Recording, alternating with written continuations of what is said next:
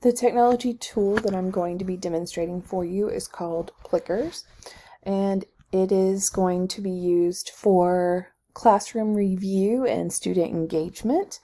I'll be using it in my high school classroom, and it helps with meeting the ITSE standards 3C, a culture of innovation. So using a new tool to help students with review, as well as 3D, meeting the needs of diverse leaders. One of the reasons I like this tool is it is very hands-on and can be used completely digital, or can involve printing out the Plickers cards for students to be able to engage in a more hands-on paper format as well.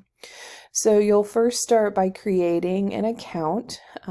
As you can see, my name is in the top right corner with my account, and then you can start a new set. A new set is when you are able to insert questions. And when you insert questions, it looks like this, so it's very easy to include. If you have questions you've used in another format, you can copy and paste them fairly easily into this. So you'll click here to add your question, and can click here to add additional answers that students can choose from. They are typically going to be a multiple choice format, A through D, or you can even do a true false and just have an A and B answer here.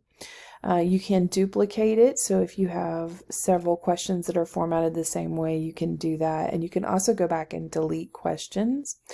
Once you have entered questions, it will look similar to this. Also, students, you can upload them either individually, or you can upload them in collaboration with Google Classroom, which is what I'll be using. For today's demonstration, I did a demo class that allows you to see the questions pop up and then the answers here. You can choose to have the number of responses shown, so there's some display options up there as well. And then as the students have all shown you their answers, you can also choose to reveal the answer, so you'll see that the answer to this question is C. An additional prep component, in addition to entering the questions that you'll need to do, as well as entering your students, is to download the Plickers cards, or you can purchase them. The cards look like this. They have numbers in the corner, and they have pre-created enough cards for up to 63 students. They have A, B, and C around the outside, as you can see the image showing, so that the students will be turning their cards to match up with the correct answer.